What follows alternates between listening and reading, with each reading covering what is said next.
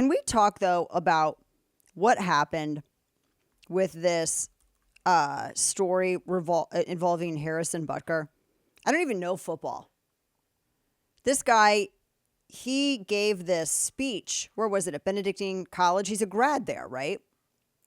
And so he came back and he gave a commencement speech, and he went after woke culture. He went after indoctrination, and he was critical of the bad policies of the administration and all this stuff. Kane pointed out to me that his own team doxed him. It was the city, actually. The Kansas City. Kansas City doxed him. The actual verified account of Kansas City, Missouri. Kansas City doxed him. They said, quote, just a reminder that Harrison Butker lives in the city of Lee Summit, which is right there. Isn't that where's that big park that's there? There's a big park up there, like Worlds of Fun or something in that, in like Lee Summit. And then they came back. They tried to delete it, but guess what? Guys, you know this. The internet is forever. They tried to delete it, and then they came back and said, we apologize, except it says, we apologies for our previous tweet. It was shared in error. In error? They apologies for it, Kane. Oh. It was shared in error. Like, they didn't mean to blast where he lives and dox him. They didn't mean to do that because they're mad that he had a different opinion than they do when he gave his commencement address at Lee Summit, or at least at Benedictine College. And they were trying to deny it. They went after him. They went after him. And the NFL, they said something. Because he was encouraging women graduates, like, don't be ashamed if you want to be a homemaker either, because women do get a lot of nonsense for that. You know, the feminism was about you're not allowed to choose a choice different from a feminist. Did you guys know that's what feminism is? Men out there, that's what feminism is. That's what it has turned into. Women aren't free. See, feminism began because they wanted to say that women were under the yoke of the patriarchy. And they don't believe that women are free until women are under the yoke of the matriarchy now. And so if you make a choice different from that of a feminist, then you're not allowed to have that choice. And he was saying, look, women, you do what you want to do and celebrate that. And apparently he was getting like the fourth waivers, whatever the hell wave we're on now. It's a tsunami. I don't know. They're mad at him. So now they're saying the NFL is distancing itself from his speech. He's the kicker for Kansas City Chiefs. He was in Kansas. He was at Benedictine College. He graduated from there. And he got backlash for his comments. It's not like he took a knee on the field during the anthem over a false claim about police brutality or anything. By the way, that was my only ever beef with that. I don't care if I think peaceful protest is peaceful protest, but I don't think you should do it based on a lie. And that was my criticism of who's that bad football player that decided to be an activist because he couldn't play well anymore? Kaepernick. He was basing it on a lie that said that white police officers kill more black assailants than white assailants, which has been demonstrably disproven by the Department of Justice's own figures that they released, and you can measure it over a 6-year period. In fact, it's increased with white assailants. That's fact. These numbers are hidden on a thing that we call the internet. I mean, I literally found it in 2 seconds of Google searching when the protests first started. So it was based on a lie. That was my only ever objection. But people are madder at Harrison Butker for this over than anything on that. And nothing he says here is wrong. He congratulated the women, and he was saying that, you know what, if you want to get married and be a homemaker, that's awesome also. Good for him to celebrate that, because we know sure as hell women don't. Feminists don't do it. So they're saying the NFL is kind of like, oh, what are we going to... Well, who cares? He can say whatever the hell he wants to say. He didn't say anything wrong. The Chargers social media team, apparently they were poking fun at him over it. I don't know. But why did Kansas City, the city, why did they dox where he lived, Kane? Great question. So you could look at it either way, because you know how I like to give people the benefit of the doubt. I don't. I know you don't. Because they don't deserve it. That's one thing we just don't agree on. Well, no, I do if it's a certain type of person. But when they're repeat offenders, no, blank you. You're not I know your game. or I know your game. But this looks to me either A, they're super proud of him and they just want to tell everybody that this is where he lives right here because we're proud of him, which I don't think is the case. Or they did maliciously, zero in on where he lives. So could only be one of those two. I mean, who runs that Twitter account? Apologies for our previous tweet. Like, who runs this? And it wasn't shared in error. They tried to dox him. Why is that account not suspended? That's a clear violation of X's terms of service. They tried to delete it, but look, it lives forever, though. And by the way, all of these other media outlets were trying to defend Kansas City for doing it. And they're like, look, we found his address. Here's a picture of his house. Like, they did all this stuff. This is what the media did to this guy. I couldn't even tell you where Kaepernick lives. I don't even know. Hell, I don't even know what team he plays for. I don't even know. I know nothing about football. Baseball town. Hi. So these are problems, right? Yeah? Problems. That's just so lame. This is how the left responds. This is why some conservatives used to think that I was too mean and that I was too bare knuckle brawler. Now they're like, oh, we see it was necessary. Yeah, I'm not looking into the abyss and having the abyss look back at me. I'm throwing this is Sparta and kicking Xerxes' minions into the abyss. That's what I'm doing. There's a difference. But yes, I know I didn't mean to get all Nietzsche, but you get what I'm saying here. To the gentleman here today, part of what plagues our society is this lie that has been told to you that men are not necessary in the home or in our communities. As men, we set the tone of the culture, and when that is absent, disorder, dysfunction, and chaos set in. This absence of men in the home is what plays a large role in the violence we see all around the nation. Other countries do not have nearly the same absentee father rates as we find here in the U.S., and a correlation could be made in their drastically lower violence rates as well.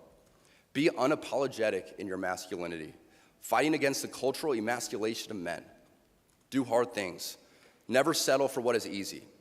You might have a talent that you don't necessarily enjoy, but if it glorifies God, maybe you should lean into that over something that you might think suits you better. I speak from experience as an introvert who now finds myself as an amateur public speaker and an entrepreneur, something I never thought I'd be when I received my industrial engineering degree. The road ahead is bright. Things are changing, society is shifting, and people, young and old, are embracing tradition. Not only has it been my vocation that has helped me and those closest to me, but not surprising to many of you, should be my outspoken embrace of the traditional Latin Mass. I've been very vocal in my love and devotion to the TLM and its necessity for our lives. But what I think gets misunderstood this that is people Harrison who attend Butker. the He's TLM speaking at Benedictine College, and he talked about he talked about Christian values, getting married and raising kids. And he also said that, women being mothers, that's their most important role. And he's 1,000% correct. And the Kansas City, the city doxed him, and the NFL was throwing him shade. Welcome back to the program. Dana Lash with you, bottom of this second hour. You can have Travis Kelce go up and chug a beer at a commencement address, and that's like celebrated. But then you have Harrison Butker, who's like, yeah, women have choices. You don't have to go into a career. And if you want to stay at home and be a mother, that's the most important thing you can do. He's right. And he didn't deny. I listened to what he had said. This is like my millionth time listening to this, or parts of it. I listened to his whole address once, and I've listened to parts of it like a million different times. And he never in his address denied women choice, which is what modern feminism does. Modern feminism states that women are not allowed to choose differently from the women that have established the cottage industry of third and fourth wave feminism. If you make a choice different from that of your feminist masters, then you are betraying your sex. And that's what Linda Hirschman actually said once. She said about 10 years ago that women who are college educated who choose to go and stay home they betray their sex. She and I got into it hardcore, very publicly some time ago over that. And he didn't deny, unlike, modern feminism.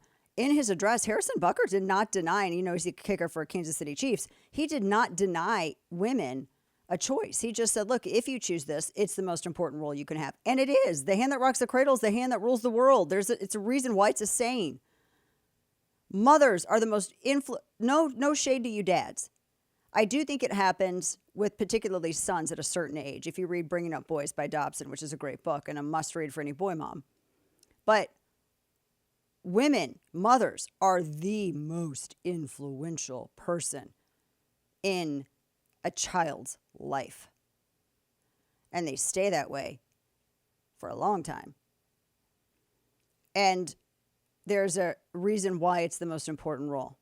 They are more influential than any teacher, than anybody else. It all starts in the home, which is, by the way that the building blocks, the foundations of a good society, a strong society. That's how it's supposed to be.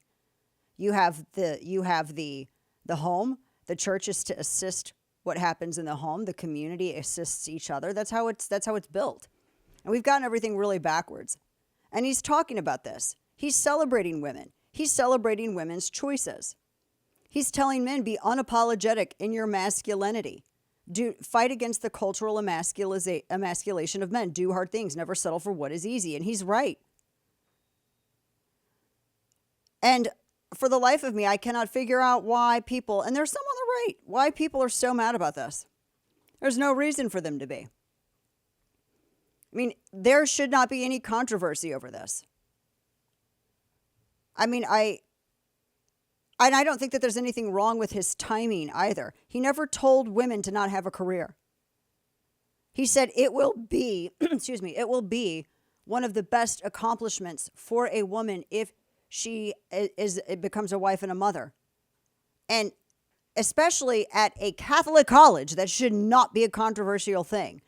Imagine someone who graduates from a religious institution returns to give a commencement address at the religious institution, and they give a commencement address that reflects the values of the religion that upon which the religious institution was founded. Why are people shocked about this? They're mad because he's a kicker in the NFL. He's an NFL player. And they don't think that he should have access to mainstream because of his views. So he's actually being discriminated against because of his views. There's nothing wrong with what he said. And the crazy thing is where did we get to a spot as a society where telling women that being a mother is the most important role that they will ever have? Where did we get as a society to believe that that is in any way a controversial statement? How in the world is that a controversial statement? Because raising kids is more important than any of the accomplishments I've ever made in broadcasting. Raising kids has been more of an accomplishment than my best-selling books. Raising kids has been a bigger accomplishment than all of that. How is that a controversy to say? And I feel like I am in a pretty dang good authoritative spot on this because I was at one point a mother who stayed home. I freelanced, wrote on the side, and I homeschooled my kids. And then as they got older, I started to get more and more involved, and there was, clearly, I think, a divine path to maybe go and do this or that. It wasn't like I sought out opportunity. I had a hobby on the side where I always wrote. In fact, that's what I went to. They don't even have a print journalism degree anymore, but I went to school for journalism. And I had a blast. I loved being at home with my kids. My husband was the one, he went out and worked. And as they got older, like I said, and then I built a website and created content, and then I got started on radio and then in television and all this other stuff, and was in activism because for them, really, then it led to everything that it led to. So I can say that with some authority and some hard-won experience. I don't know why it's denigrated today. Being a mother is more important than your career. Because for those children, you are their world. The sad thing is that feminism, particularly third wave and fourth wave, is a ruse on women and has made it to where we can no longer survive on one income. Feminists support policies that make it impossible for business to be successful. They support policies that demand that parents work longer hours to make up for the lack of stretch in their dollar, to pay for the exorbitant government spending, to pay for sending billions to Ukraine, to pay for all the entitlement programs, to pay for hotels for people who come into the country illegally, to pay for all of the benefits that they get when they cross the border illegally, to pay for sending vodka shots to homeless people in San Francisco, to pay for all of this stuff. And third and fourth wave feminism has swindled women into thinking, you got to go to work. You know why? Because they wanted another income stream for the federal government. The federal government wanted to be able to tax more, so they had this great collusion in that they could get women to also go into the workforce. Women fought for so long to be able to stay at home and raise their babies and get out of the fields. And I'll be damned, you got the federal government, the matriarchy and the patriarchy working together to convince women that they needed to have dual income streams so that the government could get more in tax. And they convinced you of all of this and ruined the economy in the process. And now you can't even make it on one income. And then they want to blame the right, which is wild. That's a real thing. And if women want to stay at home and be a caretaker, they are so harshly attacked in our society because you're denying the government a bloodline. You're creating a strong home. That means the government can't come in and be daddy or mommy. What? They hate that. In the same way that Marx hates God because he doesn't want to have anyone over him. They hate that. Doorway to big government. That's why people are having this reaction to Harrison Butker. That's why they don't like it. That's why you see a lot of, I think that there's a subversive movement on the right. I think it's a psyop, personally, to try to convince younger people that being traditional in terms of roles of a mother that stays home or this or that are good things, and they want to attack them. I think it's a psyop. I think that they're trying to engineer a reaction against what everyone is naturally gravitating towards because they see, wow, that was what has kept society together. This is why Harrison Butker, it's not even about Harrison Butker. The reason that it blew up so much is because they're mad that they have access through Butker to the NFL. You have a mainstream guy who gets a lot of eyeballs who's saying this stuff. And they're mad because they don't want those people in the mainstream. They don't want them to have access to that national conversation or to participate in it. And that's why people are having this reaction. And now you have the NFL condemning him for it.